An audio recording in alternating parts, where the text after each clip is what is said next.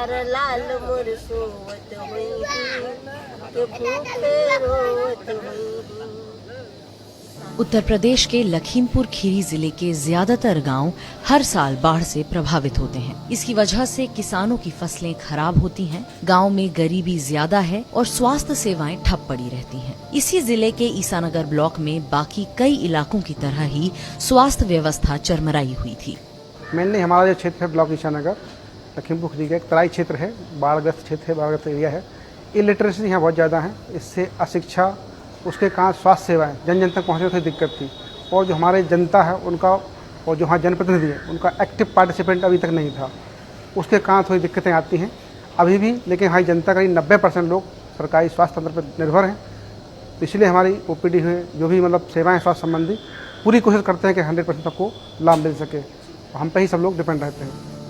सरकार ने देश भर के गांव में VHND यानी ग्रामीण स्वास्थ्य पोषण दिवस नियमित रूप से मनाने के आदेश दिए हैं, ताकि नियमित तौर पर जच्चा बच्चा की जांच और टीकाकरण आदि हो सके। इसके लिए सरकार ग्राम प्रधानों को खास पैसा भी मुहैया करवाती है। पर ईसानगर, जहाँ की आबादी लगभग 2.5 लाख है, यहाँ के किसी भी प्रधान या स्वास्थ्य कर्मचारी को इसकी कोई जानकारी नहीं थी। गर्भवती माओं की जांच खुले में होती थी, VHSNC की कोई मीटिंग नहीं होती थी, क्योंकि ये पैसा सीधा ग्राम प्रधान और आशा कार्यकर्ता को दिया जाता है। इसलिए इसके सही इस्तेमाल के लिए जरूरी था कि प्रधानों को जागरूक किया जाए।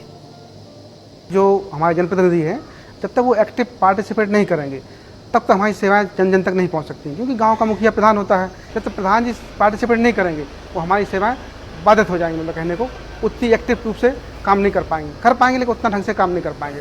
स्वास्थ्य व्यवस्था की इस चरमराई हालत की खबर जब यहाँ के विधायक बाला प्रसाद अवस्थी को दी गई, तो इन्होंने इस पैसे के सही इस्तेमाल से जागरूकता और स्वास्थ्य से जुड़े आंकड़े सुधारने के लिए एक तरकीब निकाली। इन्होंने ब्लॉक स्तर के स्वास्थ्य, पंचायत और ICDS विभाग के सभी पदाधिकारियों के साथ एक इंटरफेस मीटिंग करनी शुरू की। इन मीटिंग्स में प्रधानों को स्वास्थ्य सेवाओं का महत्व और VHND के फायदे बताए गए। हमारे क्षेत्र की स्थिति ये थी कि सरकार की योजनाएं स्वास्थ्य पर भी तमाम आई होंगी, लेकिन चूंकि शारदा नदी और घाघरा नदी के बीच का ये हिस्सा है, इंटीरियर क्षेत्र है, तो यहाँ उनका प्रचार प्रसार या उनका जो है उनका लाभ आम गरीब लोग नहीं ले पाए। सबसे पहले हमने अपने ईसानगर से शुरुआत की थी। एक जो है ब्लॉक पर ईसानगर में क्षेत्र पंचायत सदस्य और प्रधानों की बैठक की। उस बैठक में अन्य डेवलपमेंट के विषय आए, विकास की कहाँ कहाँ कमी है, क्या क्या सरकार कर सकती है। उसके साथ साथ सबसे ज़्यादा समस्या इस क्षेत्र में कुपोषण, गर्भवती महिलाओं की और स्वास्थ्य से संबंधित थी।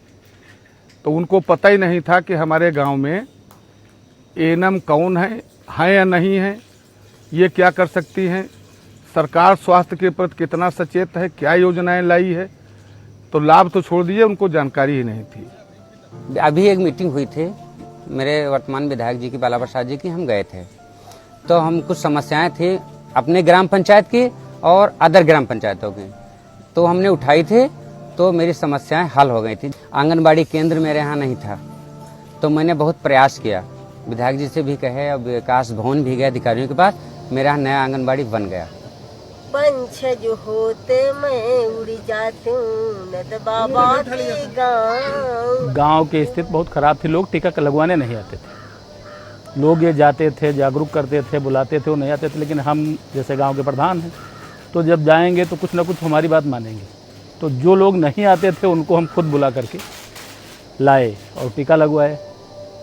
इसके बाद अगले ही महीने ईसानगर में VHSNC, जो गांव स्तर पर समुदाय में स्वास्थ्य, स्वच्छता और पोषण से जुड़ी सेवाओं के बारे में जागरूकता फैलाने और सुविधाएं उपलब्ध कराने का काम करती है, इस समिति के तहत खोले गए बैंक अकाउंट्स के आंकड़ों में 75% की बढ़ोतरी हुई। इलाके में 18.4% ज्यादा गर्भवती महिलाओं की जांच होने लगी है और 24% गर्भवती माओं को आयरन की गोलियां मिलने लगी हैं। साफ है कि देश के ग्रामीण और पिछड़े इलाकों में स्वास्थ्य व्यवस्था बेहतर करने के लिए ग्राम प्रधानों का जागरूक होना बेहद जरूरी है।